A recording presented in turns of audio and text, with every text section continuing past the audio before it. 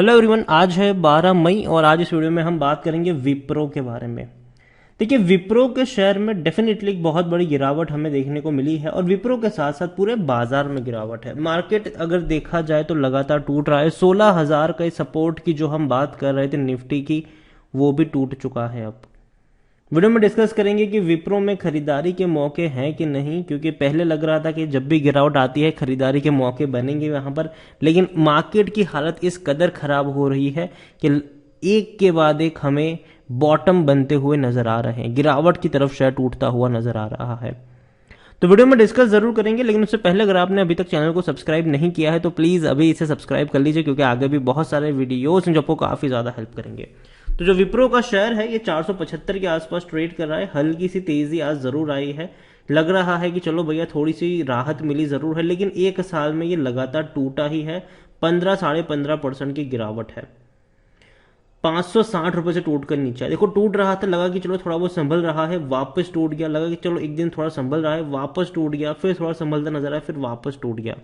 तो एक दिन थोड़ा बहुत राहत पहुंचाता जरूर है, लेकिन अगले ही दिन वापस एक बड़ी गिरावट यहां पर देखने को मिलती है और ये लगातार टूट रहा है। एक साल में देखे तो अब ये कंपनी 6.5 से 7% की गिरावट दिखा रहा है। देखो, अच्छी रफ्तार थी, 500 रुपए का शेयर आपको पहुंचता नजर आया 721 पे। टूटा जरूर, लेकिन थोड़ा सा कंसोलिडेट किया, बाउंस बैक किया, लेकिन अब एक तरफा गिरावट है। एक तरफा गिरावट है और ये वाकई में अच्छे संकेत नहीं है मार्केट के लिए। लेकिन अगेन मैं कहूंगा, जब भी ऐसी एक तरफा गिरावट, देखो पहले भी हमें विप्रो में देखने को मिली थी, 721 रुपए से शेयर टूट कर आया था 545 के करीब। ठीक है, इस बार भी वैसे ही गिरावट है और 605 रुपए से टूट कर अब आया है शेयर 475 के करीब। अब देखना यह है कि भैया दोबारा थोड़ा सा ये सपोर्ट बनाने की कोशिश करता है कि नहीं, रुकने की कोशिश करता है कि नहीं, वो देखना इंटरेस्टिंग होगा। विप्रो को लेकर अगर हम देखें तो लार्ज कैप शेयर है, 2,55,000 करोड़ के आसपास का इसका मार्केट कैप है, 63 लाख से भी ज्यादा का इसका वॉल्यूम नजर आ रहा है, बड़ी क्वांटिटी में शेयर ट्रेड भी होते हुए नजर आ रहे हैं।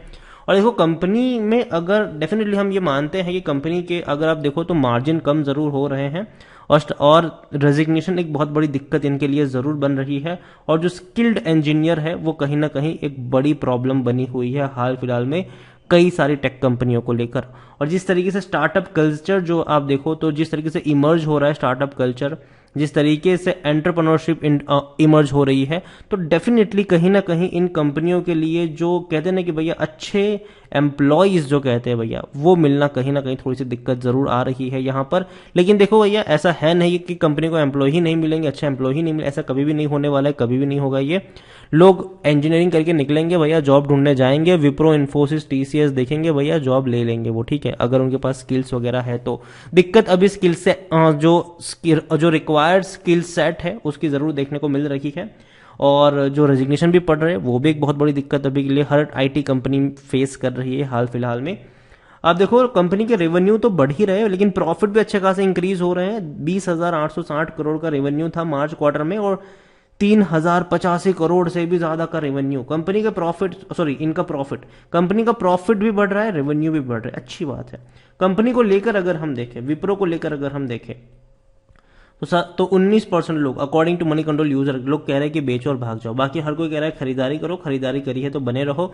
और दूसरी और अगर आप देखो तो इनके रेवेन्यू भैया अभी तक 2020 से लेकर 21 में 60,000 करोड़ के आसपास नजर आए थे, लेकिन अब वो 75,000 करोड़ आपको देखने को मिलेंगे। अपडेटेड नहीं हुआ है, लेकिन डेफिनेटली हो जाएगा कुछ दिनों में। यहां पर जहां तक बात करें प्रॉफिट्स की, तो जो प्रॉफिट इनके 10,855 करोड़ थे पिछले फाइनेंशियल ईयर में, अब वो आपको 11,500 करोड़ से भी ज्यादा देखने को मिल सकते हैं। मतलब जंप है, प्रॉफिट में भी जंप है, रेवेन्यू में भी जंप है यहां पर। विप्रो को लेकर अगर हम देखें तो खरीदारी करने का सही मौका भी शेयर ओवरबॉट जोन में नहीं है, और 21 का पी हो चुका है, सेक्टर पी 28 का हो चुका है। 43% एनालिस्ट कहते हैं खरीदारी करो, और मौका भी है खरीदारी का, क्योंकि शेयर ओवरबॉट जोन में नहीं है, कोई भी रेड फ्लैग नजर नहीं आ रहा है। हालांकि करंट प्राइस अभी भी थोड़ी कम है इंस्ट्रिक वैल्यू से, लेकिन लॉन्ग टर्म में बैंक एफडी से भी अच्छा इसने पैसा बनाकर दिया है।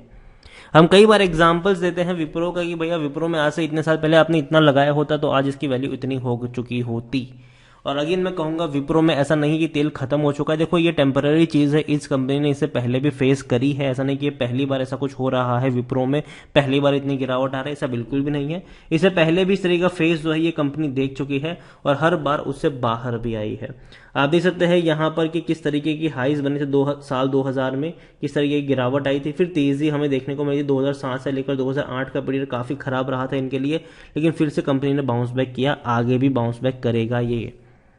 विप्रो को लेकर अगर आप देखो तो मैं यही मानता हूं कि देखो भले ही हम स्टार्टअप्स और एग्जिस्टिंग कंपनी की वॉर की बात कर रहे हो, लेकिन ये वो कंपनियां हैं जिनको पैसों के लिए यहां वहां जाने की जरूरत नहीं है। ये वो कंपनियां हैं जो साल का अच्छा खासा पैसा कमाती है, अच्छा खासा रेवेन्यू कमाती है, अच्छे खासे इनके कनेक्शंस है, इंडिया और इंडिया के बाहर भी कई सारे इनके क्लाइंट्स हैं, और कंपनी का फ्यूचर मुझे लगता है कि बेहतर हो सकता है, होगा भी इनका आने वाले दिनों में।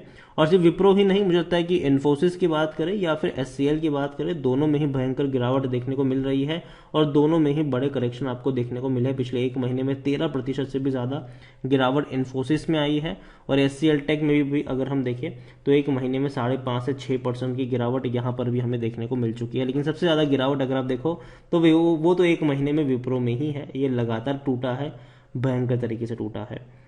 तो देखो मैं विप्रो की बात करूं या फिर मैं बात करूं इन्फोसिस की या एचसीएल की बात करूं या टीसीएस की बात करूं, मुझे कंपनियां पसंद आती है लॉन्ग टर्म के लिए, लेकिन जब भी गिरावट आती है खरीदारी के मौके यहां पर जरूर बनेंगे।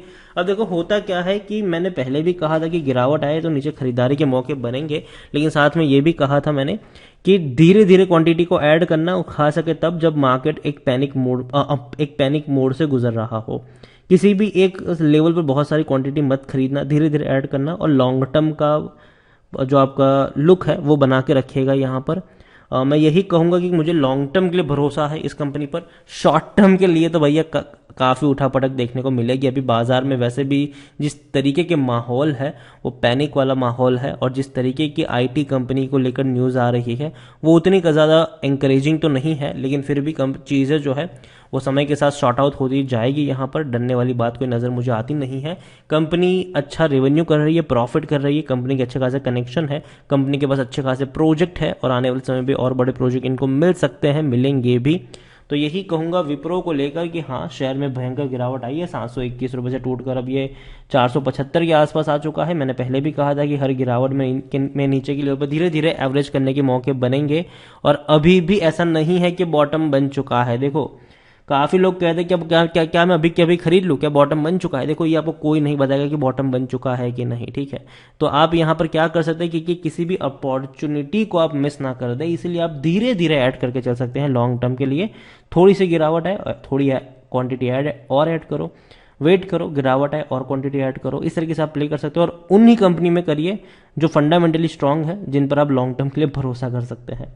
तो वीडियो को यहीं पे एंड करूंगा, पसंद आया हो तो लाइक करें, शेयर करें, चैनल अगर आप पहली बार आए तो प्लीज़ सब्सक्राइब करें, और विप्रो के बारे में आप क्या सोचते हैं वो भी आप मुझे कमेंट में लिखकर बता सकते हैं। Thank you.